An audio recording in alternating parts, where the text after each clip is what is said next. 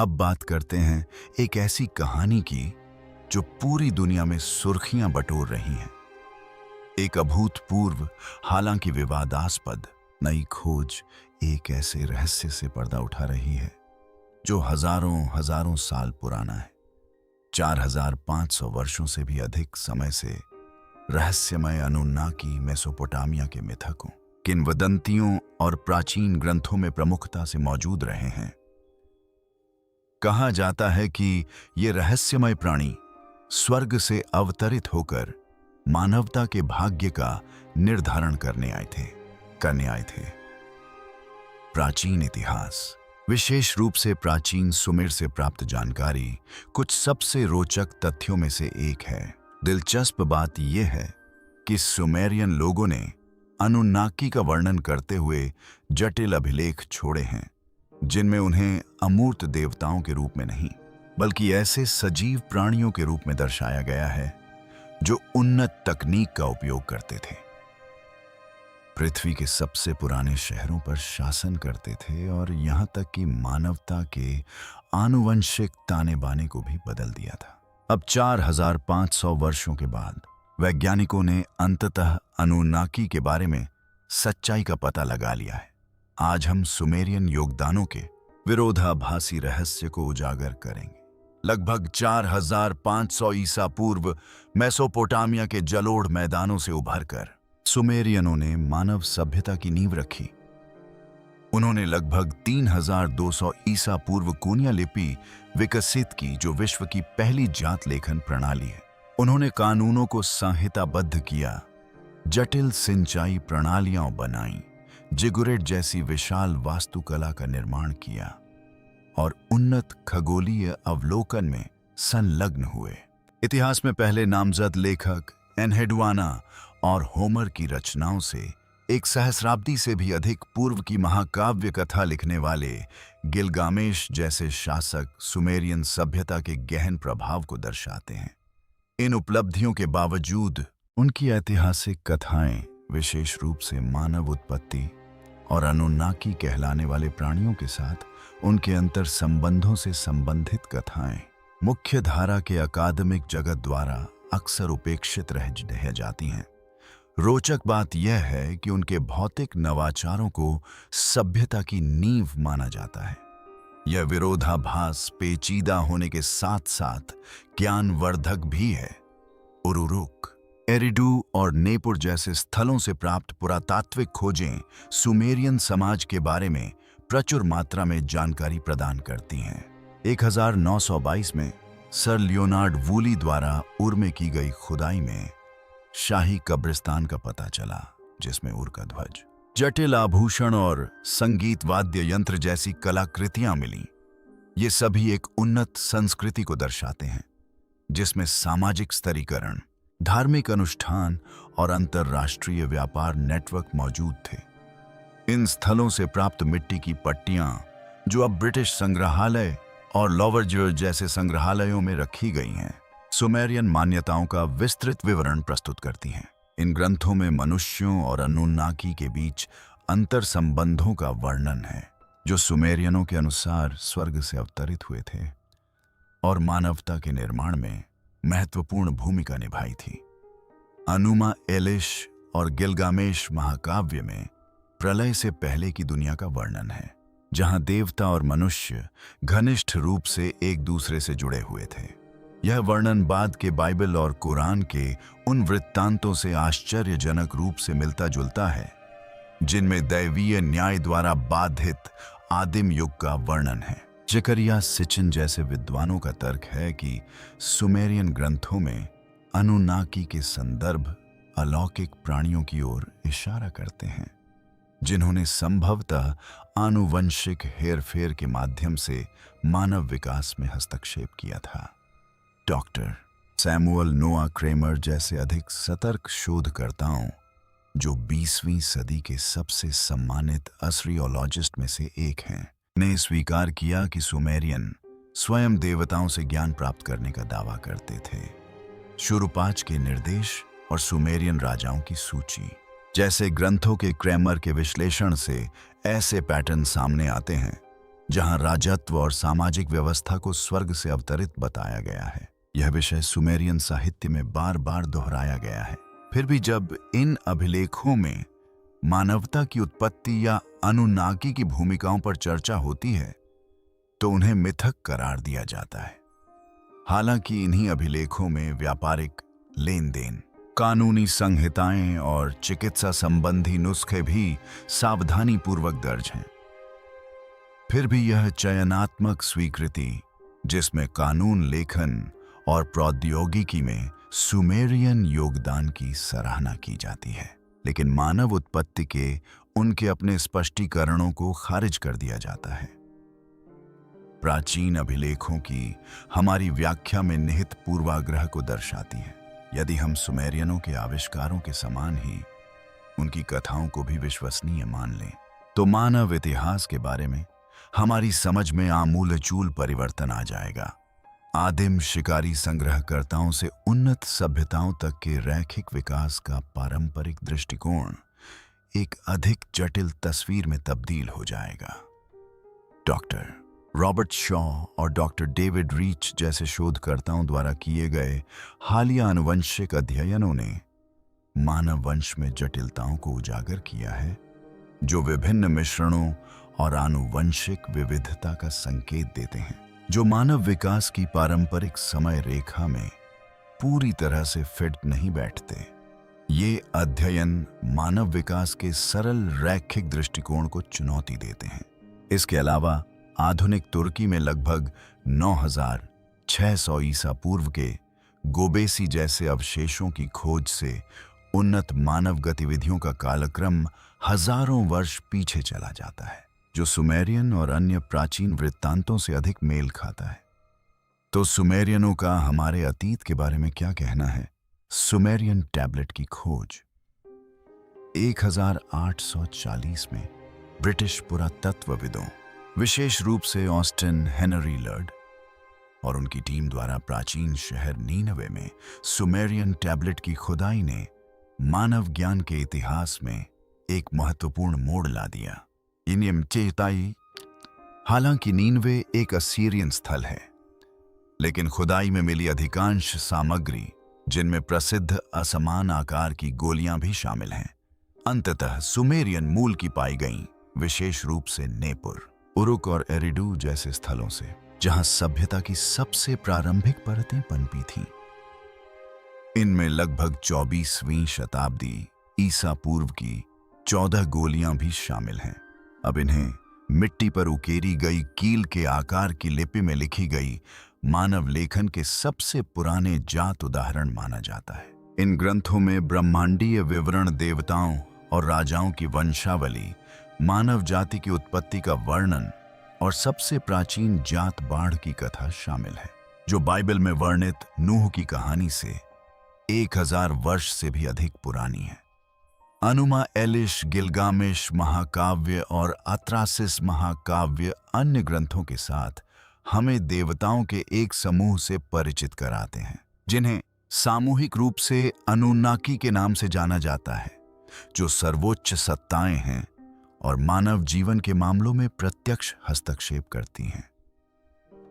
इन ग्रंथों में सभी आरंभों के जनक का उल्लेख है, जो अस्तित्व के मूल स्रोत की एक अमूर्त, लगभग दार्शनिक अवधारणा है।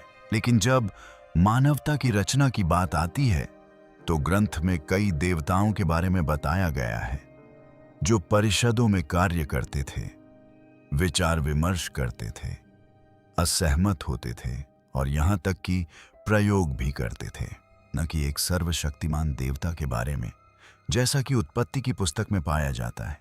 इन ग्रंथों में संरक्षित सुमेरियन सृष्टि कथा आदम और हव्वा तथा ईडन गार्डन की एक बिल्कुल अलग छवि प्रस्तुत करती है।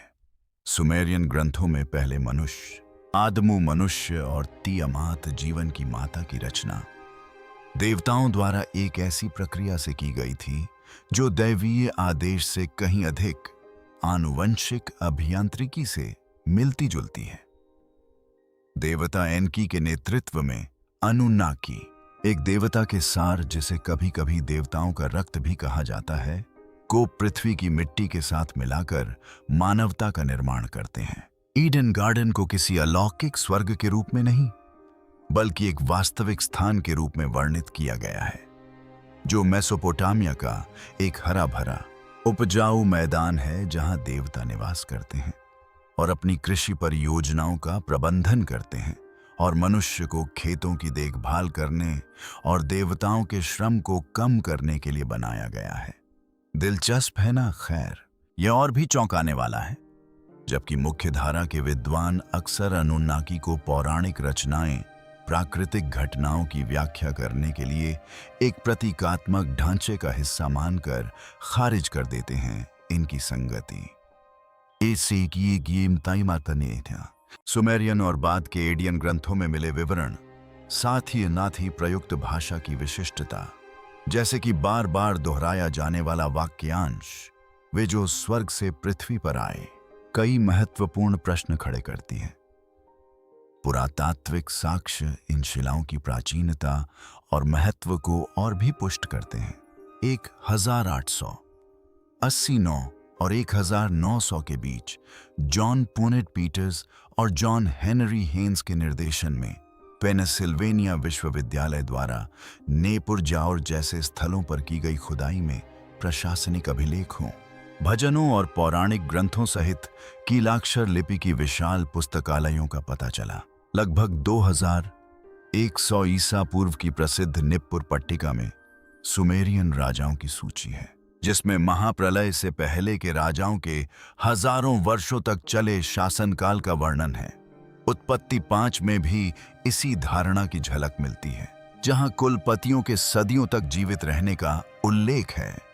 अन्य पट्टिकाओं में विस्तृत खगोलीय अवलोकन वर्णित हैं, जैसे कि अमिसादुका की शुक्र पट्टिका, जो प्रारंभिक कांस्य युग के समाज के लिए अपेक्षित खगोलीय ज्ञान के स्तर से कहीं अधिक ज्ञान का संकेत देती है। सैमुअल नोआ क्रैमर, थॉरकिल्ड जैकबसन और स्टेफनी डेली जैसे विद्वानों ने इन ग्रंथों का सावधानीपूर्वक अनुवाद और विश्लेषण किया है और उन विषयों की उल्लेखनीय निरंतरता को नोट किया है जो बाद में हिब्रू बाइबल, ग्रीक मिथकों और यहाँ तक कि हिंदू ब्रह्मांड विज्ञान में भी दिखाई देंगे। फिर भी इन प्रारंभिक लेखों के धार्मिक निहितार्थों को अक्सर कम करके आंका गया है। उदाहरण के लिए, हालांकि क्रैमर ने सुमेरियन बाढ़ की कहानियों और नूह की कहानी के बीच समानता को स्वीकार किया, लेकिन उन्होंने इस विचार का समर्थन करने से परहेज किया कि अनुन्नाकी वास्तविक प्राणी थे जिन्होंने मानव इतिहास को प्रभावित किया। फिर भी भाषाई और कथात्मक संबंध निर्विवाद हैं। हिब्रू शब्द एलोहिम, जिसका अनुवाद अक्सर पुराने नियम में ईश्वर के रूप में किया जाता है, एक बहुवचन संज्ञा है जो एक वचन के बजाय एक समूह का सुझाव देती है, ठीक सुमेरियन अनुन्नाकी की तरह। क्या यह संभव है कि बाद के धार्मिक ग्रंथों का एक ईश्वरवादी ढांचा पहले की अधिक जटिल धार्मिक प्रणाली का सरलीकरण था? इन वैकल्पिक कथाओं का दमन आकस्मिक नहीं हो सकता।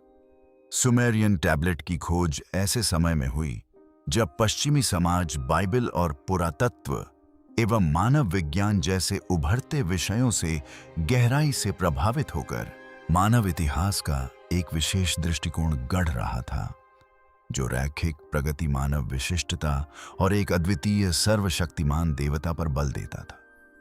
तो हम इन सर्वोच्च प्राणियों, अनुन्नाकी और मानवता की उत्पत्ति की कहानी के बारे में क्या जानते हैं?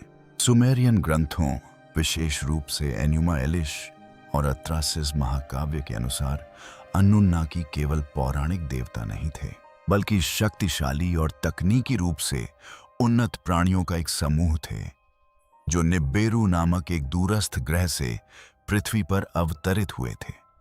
उनका आगमन, जिसे परंपरागत रूप से लगभग 445,000 वर्ष पूर्व माना जाता है, मानव जाति के पौराणिक इतिहास में एक महत्वपूर्ण मोड़ है। सुमेरियन शब्द अनुन्नाकी का मोटे तौर पर अनुवाद वे लोग जो स्वर्ग से पृथ्वी पर आए के रूप में किया जाता है, और ग्रंथों में उन्हें अनु जैसे आकाश देवता और अनुन्नाकी परिषद के राजा के नेतृत्व में देवताओं की एक सामूहिक सभा के रूप में चित्रित किया गया है। वायु के देवता एनलिल और जल एवं ज्ञान के देवता एनकी को अक्सर मानवता के हितैषी के रूप में चित्रित किया जाता है। जकरिया सिचिन की व्याख्याओं के अनुसार, जिनकी 1976 की पुस्तक द 12 थीज प्लैनेट ने निबिरू सिद्धांत को लोकप्रिय बनाया। अनुनाकी का ग्रह हमारे सौर मंडल का एक दूरस्थ सदस्य निबिरू है, जो लौह ऑक्साइड से समृद्ध एक विशाल ग्रह है और लगभग हर 3600 वर्षों में एक लंबी अंडाकार कक्षा में आंतरिक सौर मंडल में प्रवेश करता है। सिचिन की व्याख्या सुमेरियन विवरणों पर आधारित है, जिसमें निबिरू को एक भटकते तारे के रूप में वर्णित किया गया है, जो अपने निकट आने वाले ग्रहों में उथल पुथल मचाता है। सिचिन द्वारा की गई व्याख्या के अनुसार सुमेरियन वृत्तांतों के मुताबिक निबिरू का वायुमंडल पर्यावरणीय गिरावट के कारण कमजोर हो रहा था, जो पृथ्वी की जलवायु परिवर्तन और वायुमंडलीय क्षति से संबंधित आधुनिक चिंताओं की याद दिलाता है। अनुन्नाकी लोगों ने अपने ग्रह के वायुमंडल में सोने के कणों को समाहित करके एक परावर्तक ढाल बनाने का समाधान निकाला, जिससे संतुलन बहाल हो सके। सोने के इस प्रस्तावित उपयोग का आधुनिक वैज्ञानिक और तकनीकी अनुप्रयोगों से दिलचस्प ढंग से मेल खाता है।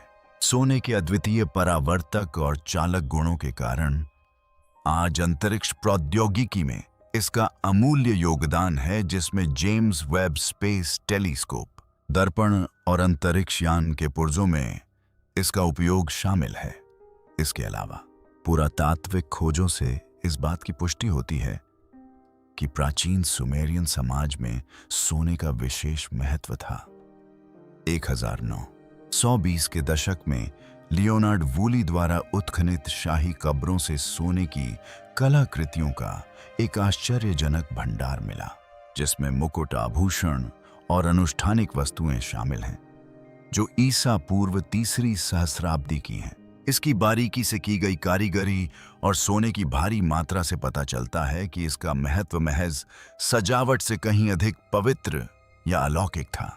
इसके अलावा प्राचीन सुमेरियन ग्रंथों में अक्सर देवताओं द्वारा आब्जू में खनन कार्यों का उल्लेख मिलता है, जो भूमिगत क्षेत्र से जुड़ा एक शब्द है और एनकी से संबंधित है, जिसका अर्थ है पृथ्वी से संसाधनों का शाब्दिक निष्कर्षण। 17वीं शताब्दी ईसा पूर्व के महाकाव्य अथराइसिस में स्पष्ट रूप से वर्णन किया गया है कि कैसे सोने के खनन के परिश्रम से बोझिल अनुन्नाकी ने अपने नेताओं के खिलाफ विद्रोह किया। इसके जवाब में एनकी ने लुलू नामक एक मिश्रित प्राणी या मानव का आदर्श रूप बनाने का प्रस्ताव रखा, जो उनके स्थान पर श्रम का भार वहन कर सके। मनुष्यों के निर्माण की यह प्रक्रिया, जिसे अनुन्नाकी सार और सांसारिक मिट्टी के संयोजन के रूप में वर्णित किया गया है, बाइबल में वर्णित परमाणु की अवधारणा को दर्शाती है और आनुवंशिक हेरफेर के आधुनिक सिद्धांतों से मेल खाती है। थोल जैकबसन जैसे मुख्यधारा के विद्वानों ने इन कथाओं के प्रतीकात्मक और काव्यात्मक पहलुओं पर जोर दिया है। वहीं वैकल्पिक शोधकर्ताओं का तर्क है कि विवरण का स्तर, देवताओं के रक्त के संदर्भ और अरिदू और आब्जू जैसे विशिष्ट स्थलों का बार बार उल्लेख वास्तविक ऐतिहासिक घटनाओं की स्मृति को दर्शाता है, भले ही वह समय और सांस्कृतिक प्रसारण से विकृत हो गई हो। आधुनिक खगोल विज्ञान ने निबिरू परिकल्पना को और बल दिया है।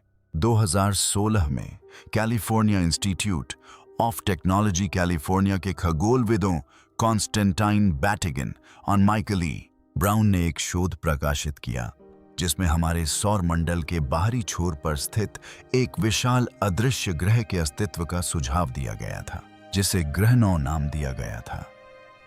उनकी परिकल्पना नेपच्यून के पार स्थित पिंडों की कक्षाओं को प्रभावित करने वाली गुरुत्वाकर्षण संबंधी विसंगतियों पर आधारित थी। जिसे पृथ्वी के द्रव्यमान से लगभग 10 गुना अधिक द्रव्यमान वाले ग्रह की उपस्थिति से समझाया जा सकता है, जो 400 से 800 खगोलीय इकाइयों की दूरी पर परिक्रमा कर रहा हो। हालांकि ग्रह 9 को अभी तक प्रत्यक्ष रूप से नहीं देखा गया है, लेकिन इसका सैद्धांतिक अस्तित्व सुमेरियन ग्रंथों में वर्णित निब्बेरू से आश्चर्यजनक रूप से मिलता जुलता है। ये मिलता जुलता है। अनुन्नाकी कथा मानव उत्पत्ति से संबंधित आधुनिक प्रश्नों के साथ भी दिलचस्प रूप से जुड़ती है।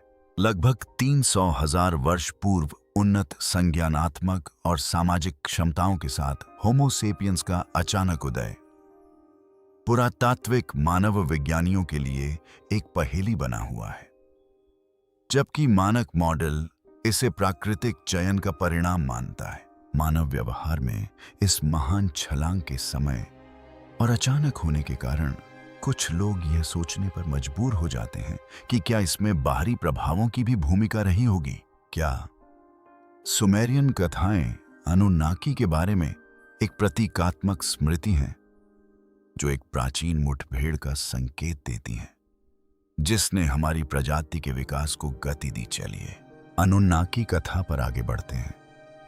अनुन्नाकी बस्तियां और दास श्रम प्रणाली प्राचीन सुमेरियन टैबलेटों के अनुसार, विशेष रूप से सर लियोनार्ड वूली द्वारा 1920 के दशक में आधुनिक इराक के उर स्थल पर उत्खननित टैबलेटों और जकरिया सिचिन जैसे विद्वानों की व्याख्याओं के अनुसार, अनुन्नाकी लगभग 445,000 वर्ष पूर्व पृथ्वी पर आए थे। एट्राइसिस और एन्यूमा एलिश जैसे ग्रंथों में वर्णित उनके मिशन का उद्देश्य बहुमूल्य संसाधनों, विशेष रूप से सोने का दोहन करना था, ताकि उनके ग्रह निब्बेरू के बिगड़ते वातावरण को पुनर्स्थापित किया जा सके, स्टेबिलाइज जा सके। इस विशाल कार्य को सुगम बनाने के लिए उन्होंने फारस की खाड़ी के दलदली क्षेत्रों में स्थित एरिडोक नामक पहली पृथ्वी आधारित बस्ती की स्थापना की, जिसका अनुवाद दूर का घर होता है। सुमेरियन लोग एरिडोक को, जिसे बाद में आरेरीडू कहा गया, सभ्यता का उद्गम स्थल मानते थे। सुमेरियन राजाओं की सूची के अनुसार यह पहला शहर था जिसकी स्थापना स्वयं देवताओं ने ज्ञान और जल के दिए के देवता एनकी के नेतृत्व में की थी। अनुन्नाकी के स्थलीय कार्यों के मुख्य अभियंता के रूप में एनकी ने पृथ्वी स्टेशन एरिडोक की स्थापना की अध्यक्षता की, जो दक्षिणी अफ्रीका से जुड़े खनिज भंडारों से समृद्ध क्षेत्र आब्जू में प्रशासन, खनन, रसद और संचालन समन्वय का केंद्र था। कथा के अनुसार जब अनुन्नाकी इस भव्य योजना की देखरेख कर रहे थे, तब उन्होंने इगिगी नामक एक आज्ञाकारी अलौकिक कार्यबल को नियुक्त किया था। ग्रंथों में अक्सर युवा देवताओं या दिव्य सेवकों के रूप में वर्णित इगिगी को नहरें खोदने, खनन करने और बुनियादी ढांचे के रखरखाव जैसे कठिन कार्यों का जिम्मा सौंपा गया था। उनका परिश्रम बहुत अधिक था। अत्रासिस में दर्ज है कि कैसे ईगी जनजाति के लोग अथक परिश्रम से तंग आकर लगभग 300,000 वर्ष पूर्व अपने अनुन्नाकी शासकों के विरुद्ध विद्रोह कर बैठे। ईगी विद्रोह के नाम से जाना जाने वाला यह विद्रोह एक नाटकीय टकराव में परिणत हुआ, जिसमें ईगी लोगों ने अपने औजारों में आग लगा दी, नेपुर में एनलिल के घर को घेर लिया और अपने कष्टों से मुक्ति की मांग की। अनुन्नाकी के मिशन के लिए आवश्यक श्रम शक्ति के नुकसान का सामना करते हुए एनकी ने आनुवंशिक इंजीनियरिंग के माध्यम से एक नए प्राणी के निर्माण का प्रस्ताव रखा, जो प्रतिस्थापन कार्यबल के रूप में कार्य करेगा। सुमेरियन ग्रंथों, विशेष रूप से अत्रासिस में, इस क्षण का वर्णन विस्मय और गंभीरता के भाव से किया गया है। देवता अब्जू में एकत्रित हुए, जहां एनकी और जन्म देवी निन्हुरोग, जिन्हें मामी भी कहा जाता है, ने एक जैविक प्रयोग किया। सिचिन द्वारा अनुन्नाकी से प्राप्त आनुवंशिक सामग्री के रूप में व्याख्या किए गए सार को उन्होंने पृथ्वी की मिट्टी के साथ मिलाया, जो स्वदेशी होमोनिकस होमो इरेक्टस का प्रतीक है, और इस प्रकार एक संकर प्राणी लुलू अमालू या मिश्रित श्रमिक का निर्माण किया। यही प्राणी आदमू आधुनिक मनुष्यों का प्रोटोटाइप बन गया। और आदमू शब्द हिब्रू शब्द परमाणु से आश्चर्यजनक रूप से मेल खाता है। पुरातात्विक साक्ष्य इन विवरणों को सूक्ष्म लेकिन विचारोत्तेजक समर्थन प्रदान करते हैं। छठी सहस्राब्दी ईसा पूर्व के अरिडस स्थल की खोज से एक उन्नत शहरी योजना, परिष्कृत सिंचाई प्रणालियों और संगठित श्रम के संकेत मिलते हैं, जो 3200 ईसा पूर्व में लेखन के कथित आविष्कार से बहुत पहले के हैं। इस स्थल का जिगुरेट, जिसे एनकी को समर्पित माना जाता है, सुमेरियन लोगों द्वारा अपने देवताओं के प्रति दिखाई जाने वाली श्रद्धा और उनकी पौराणिक कथाओं में अरेडस के केंद्रीय महत्व का प्रमाण है। इसके अलावा माइटोकॉन्ड्रियल ईव परिकल्पना पर किए गए आनुवंशिक अध्ययनों ने मानव वंश में एक अचानक और अपेक्षाकृत हाल ही में आए अवरोध को इंगित किया है, जो एक ऐसी घटना का संकेत देता है जिसने मानव जीनोम को नया रूप दिया। प्राचीन भाषाओं में निहित भाषाई संकेत इस व्याख्या को और भी पुष्ट करते हैं। सुमेरियन भाषा में पूजा के लिए प्रयुक्त शब्द अवोड का शाब्दिक अर्थ है के लिए काम करना। इससे पता चलता है कि देवताओं के साथ मानवता का मूल संबंध केवल श्रद्धा का नहीं बल्कि सेवा का था। सुमेरियन स्वयं को देवताओं के सेवक मानते थे और उनके अनुष्ठान, भेंट और मंदिर की अर्थव्यवस्था इसी सिद्धांत पर आधारित थी। उरुरुक और एरिडू के मंदिर परिसर केवल धार्मिक केंद्र ही नहीं थे बल्कि प्रशासनिक केंद्र भी थे, जहां वस्तुओं का संग्रह, भंडारण और पुनर्वितरण किया जाता था। हालांकि इन व्याख्याओं पर विशेषज्ञों की राय बंटी हुई है। सैमुअल नोआ क्रैमर और थोरिल जैकबसन जैसे मुख्य धारा के विद्वानों ने सुमेरियन ग्रंथों की प्रतीकात्मक और मिथकीय प्रकृति पर जोर दिया और अनुन्नाकी कहानियों को प्राकृतिक शक्तियों और सामाजिक पदानुक्रमों के रूपक के रूप में देखा। इसके विपरीत सिचिन माइकल टेलिंगर और हाल ही में मारो बेगलिनो जैसे शोधकर्ताओं का तर्क है कि विशिष्ट नामों, भौगोलिक स्थानों और औजारों और सामग्रियों के संदर्भों जैसे विवरणों का स्तर वास्तविक घटनाओं के रिकॉर्ड का संकेत देता है, भले ही इसे उस समय की पौराणिक भाषा में व्यक्त किया गया हो। तो क्या यह संभव है कि प्राचीन सुमेरियन लोगों ने अपने जटिल काव्य ग्रंथों में एक भूले हुए युग का खंडित विवरण संरक्षित किया हो? खैर, समय आने पर हम इसका निर्णायक उत्तर दे पाएंगे। लेकिन रुकिए, अनुन्नाकी, अंतर्वंशीय प्रजनन और नेफिलिम की कहानी अभी समाप्त नहीं हुई है। गिलगामेश महाकाव्य और दिग्गजों की पुस्तक जैसे प्राचीन मेसोपोटामियाई ग्रंथों के अनुसार अनुन्नाकी और मानव वंशों का विलय प्रारंभिक होमो सेपियंस के श्रम शक्ति के रूप में सृजन के बाद शुरू हुआ। जब अनुन्नाकी, विशेषकर उच्च पदस्थ अनुन्नाकी, मानव स्त्रियों को अपना साथी बनाने लगे तो उनसे उत्पन्न संतानें, जिन्हें नेफिलिम या प्राचीन काल के दानव के रूप में जाना जाता है, दिव्य और सांसारिक आनुवंशिकी के मिश्रण से पैदा हुई। हालांकि यह प्रथा अनुन्नाकी अभिजात वर्ग में सर्वमान्य नहीं थी। अनुन्नाकी देवताओं के प्रमुख देवता एनलिल अनुन्नाकी और मानव के बीच अंतर्विवाह के परिणामों को लेकर बहुत चिंतित थे। वहीं ज्ञान के देवता और मानव जाति के सृजनकर्ता एनकी ने मानव श्रम शक्ति के रूप में होमो सेपियंस के सृजन हेतु संकरण का समर्थन किया था। एनलिल ने नेफिलिम को जन्म देने वाले मिलन को एक खतरनाक विचलन के रूप में देखा।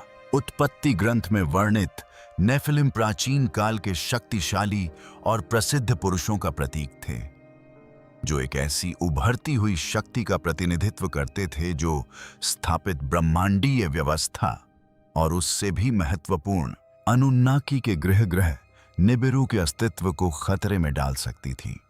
विभिन्न सुमेरियन टैबलेट और बाइबल के वृत्तांतों से प्राप्त जानकारी के आधार पर इन घटनाओं का समय प्रारंभिक मेसोपोटामिया में जनसंख्या वृद्धि और सामाजिक जटिलता के एक महत्वपूर्ण काल से मेल खाता है, जो लगभग 3000 से 2000 ईसा पूर्व के बीच का है।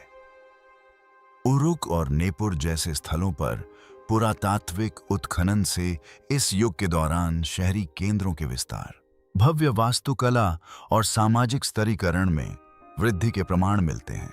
ये परिवर्तन स्वर्ग से निष्कासन की पौराणिक कथाओं से मेल खाते हैं, जिन्हें कई विद्वान और तुलनात्मक पौराणिक कथाकार वनों की कटाई, अत्यधिक जनसंख्या और पहले के रमणीय परिदृश्यों के क्षरण जैसे वास्तविक सामाजिक पर्यावरणीय परिवर्तनों के प्रतीकात्मक प्रतिबिंब के रूप में व्याख्यायित करते हैं।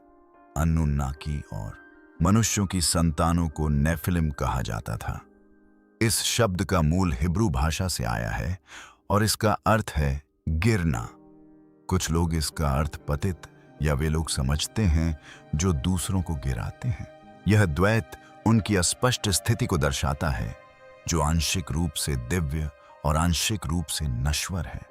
सुमेरियन राजाओं की सूची, जो प्रारंभिक राजाओं के शासनकाल का विवरण देने वाला एक प्राचीन दस्तावेज है, में ऐसे शासकों का उल्लेख है जिनकी जीवन अवधि आधुनिक मनुष्यों की जीवन अवधि से कहीं अधिक थी।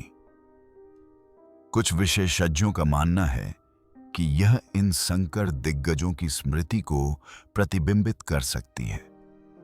उदाहरण के लिए डोलू युग के पूर्व राजा अलुलिम, जिन्होंने एरोडू पर 28,800 वर्षों तक शासन किया था, को अक्सर नेफिलिम युग के प्रतीक के रूप में उद्धृत किया जाता है। 9वीं शताब्दी के मध्य और 20वीं शताब्दी के प्रारंभ में तेल एल-मुक्यार और नेपुर जैसे स्थलों पर सुमेरियन और ऑडियन टैबलेट की खोज ने इनुमा एलिश और अत्राहसिस जैसे महाकाव्यों के अंशों का अनावरण किया है, जो ब्रह्मांड में मानवता के स्थान को लेकर एनलिल और एनकी के बीच एक ब्रह्मांडीय संघर्ष को प्रकट करते हैं।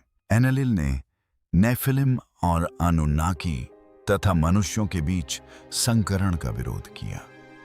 उन्होंने इन मिलनों को सत्ता संतुलन के लिए खतरा माना और मनुष्यों को अत्यधिक शक्तिशाली या स्वतंत्र होने से रोकने का प्रयास किया।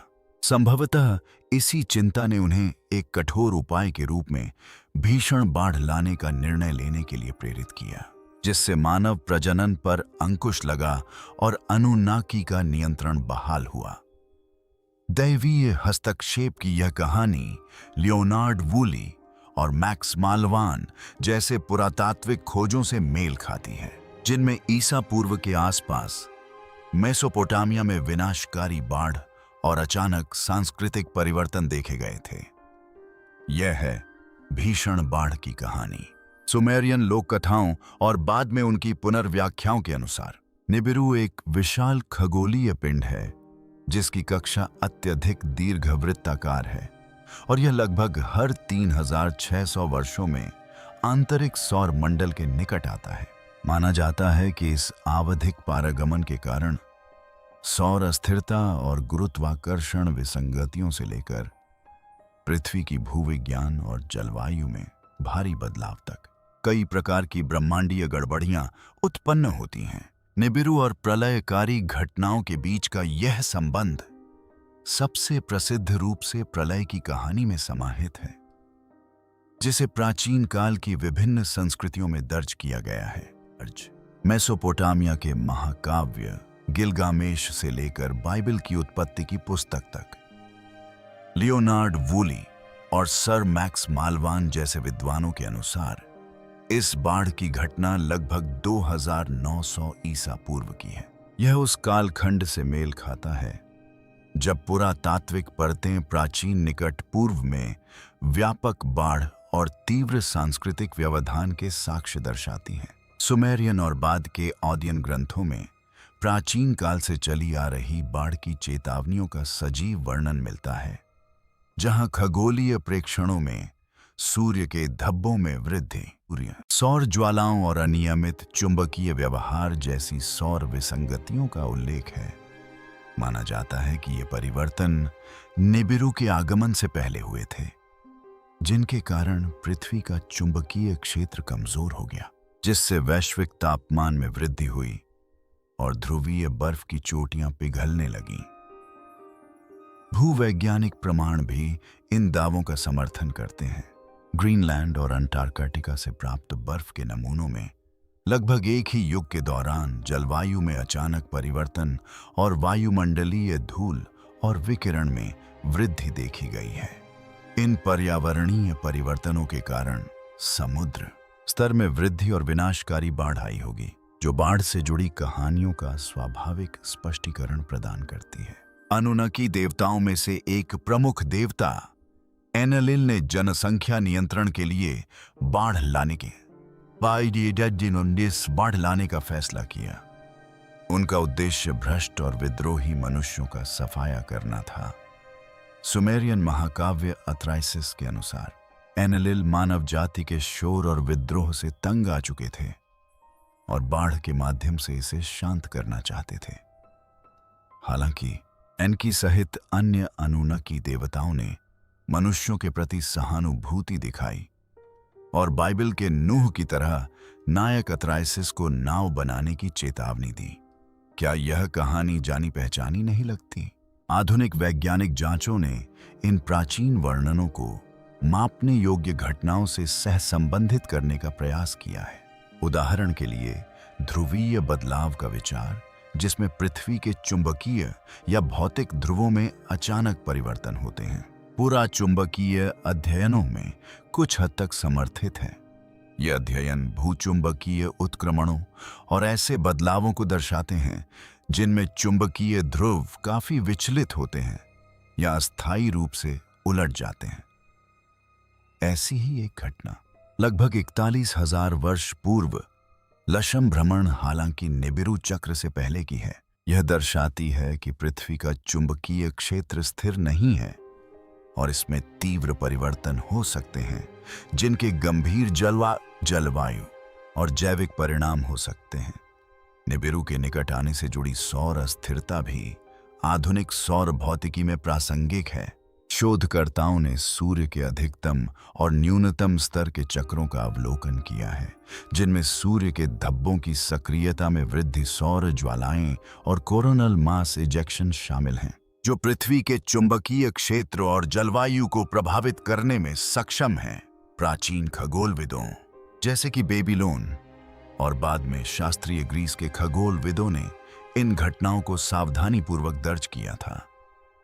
सौर तूफानों के विनाशकारी परिणाम, जिनमें विद्युत ग्रिडों का बाधित होना और विकिरण के संपर्क में वृद्धि शामिल है, निबिरू के आगमन से संबंधित प्राचीन भय का एक आधुनिक उदाहरण प्रस्तुत करते हैं। बाढ़ के बाद के प्रभावों ने मानव संस्कृति और पौराणिक कथाओं को भी काफी हद तक प्रभावित किया। इस प्रलय के बाद सभ्यता के पुनर्निर्माण में नई सामाजिक व्यवस्थाएं, धार्मिक प्रथाएं और स्थापत्य कला में नए नवाचार शामिल थे। उदाहरण के लिए मेसोपोटामिया में जिगुरेट्स का उदय बाढ़ की तबाही के बाद ईश्वर से पुनः संबंध स्थापित करने और उनकी कृपा पुनः प्राप्त करने के मानव प्रयासों का प्रतीक था। ये विशाल संरचनाएं देवताओं को प्रसन्न करने और उनकी निरंतर सुरक्षा सुनिश्चित करने के लिए समर्पित थीं। इस काल में कानूनों और प्रशासनिक प्रणालियों का संहिताकरण भी हुआ, जैसे कि ओरनामू संहिता, जिसका उद्देश्य बाढ़ से उत्पन्न सामाजिक उथल-पुथल के बाद व्यवस्था और न्याय को बहाल करना था। किसी भी लिहाज से इस भीषण बाढ़ को केवल दैवीय प्रकोप की कहानी से कहीं अधिक समझा जा सकता है। सौर विसंगतियों, चुंबकीय परिवर्तनों और पिघलती बर्फ की चोटियों के बारे में प्राचीन चेतावनियां आधुनिक वैज्ञानिक खोजों में प्रतिध्वनित होती हैं। हालांकि अनुन्नाकी के कार्य संतुलन, नियंत्रण और अस्तित्व के बारे में प्राचीन चिंताओं को दर्शाते हैं। इन कहानियों की स्थायी शक्ति हमें दृश्य और अदृश्य दोनों शक्तियों द्वारा आकारित ब्रह्मांड में मानवता के स्थान पर पुनर्विचार करने के लिए प्रेरित करती है। मानव इतिहास पर इसका प्रभाव। मानव उत्पत्ति के सुमेरियन वृत्तांत मुख्य धारा के इतिहास और धार्मिक परंपराओं से बिल्कुल अलग कथा प्रस्तुत करते हैं। एक ऐसी कथा जो मानवता की शुरुआत, विकास और ईश्वर के साथ उसके संबंध के बारे में मूलभूत मान्यताओं को चुनौती देती है। यह विश्व दृष्टि न केवल ब्रह्मांडीय व्यवस्था में मानवता के स्थान को पुनर्परिभाषित करती है, बल्कि उस पारंपरिक वैज्ञानिक धारणा को भी चुनौती देती है कि मनुष्य लाखों वर्षों में केवल प्राकृतिक चयन और यादृच्छिक उत्परिवर्तन के माध्यम से ही उत्पन्न हुए हैं। मुख्य धारा की मानव विज्ञान और विकासवादी जीव विज्ञान जीवाश्म साक्ष्यों द्वारा समर्थित एक क्रमिक विकास मॉडल प्रस्तुत करते हैं, जैसे कि लगभग 32 लाख वर्ष पूर्व के ऑर्लोपाइथेकस एफेरेंसिस या लूसी की खोज, और उसके बाद होमो हैबिलिस और होमो इरेक्टस का विकास।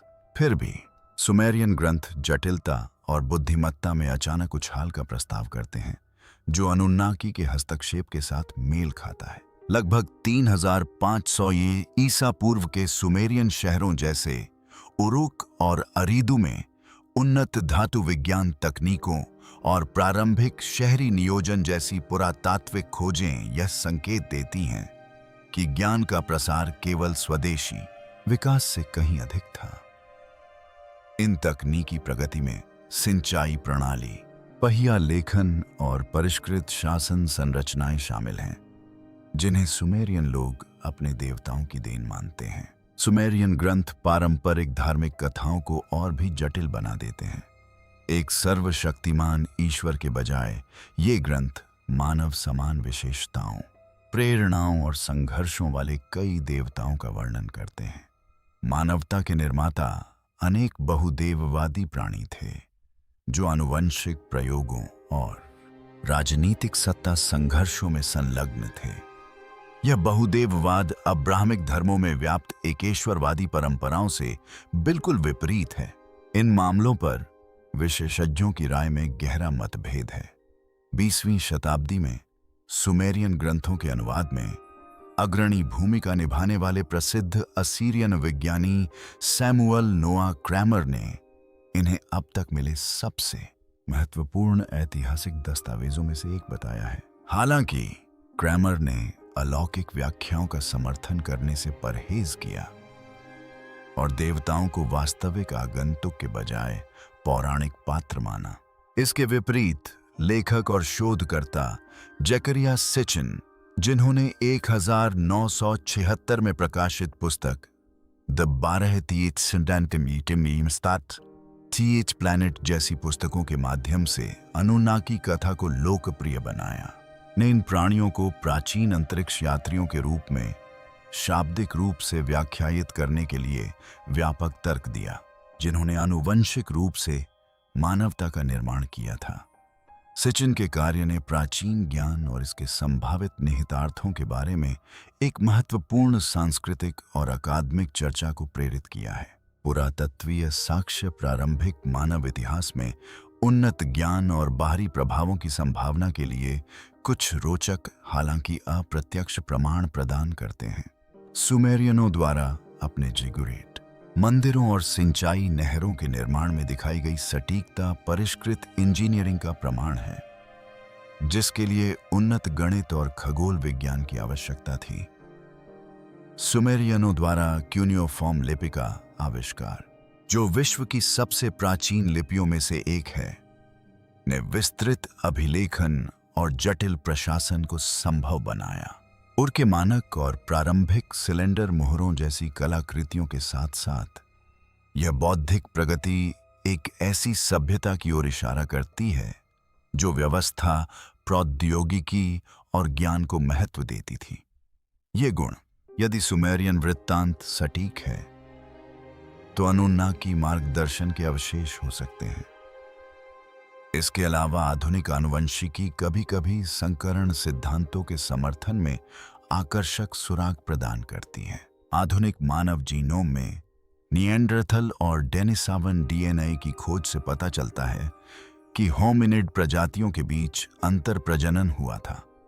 हालांकि अनुन्नाकी परिकल्पना इस विचार को ज्ञात प्रजातियों से आगे बढ़ाकर अलौकिक हस्तक्षेप तक ले जाती है, जबकि मुख्य धारा का विज्ञान मानता है कि ये अंतर प्रजनन प्राकृतिक और विकासवादी थे। आनुवंशिक अभियांत्रिकी का सुझाव मानव चेतना, बुद्धि और सामाजिक जटिलता की उत्पत्ति के बारे में प्रश्न उठाता है। सच चाहे जो भी हो और चाहे जब भी सामने आए, इस पर विचार करना जरूरी है। बस अभी के लिए इतना ही। देखने के लिए धन्यवाद। क्या आपको यह वीडियो पसंद आया? अगर हाँ, तो कृपया लाइक करें, कमेंट करें और सब्सक्राइब बटन दबाएं ताकि आप हमारे नए वीडियोस मिस न करें। साथ ही अभी आपकी स्क्रीन पर दिख रहे इस वीडियो को देखना न भूलें। यह वाकई अविश्वसनीय है।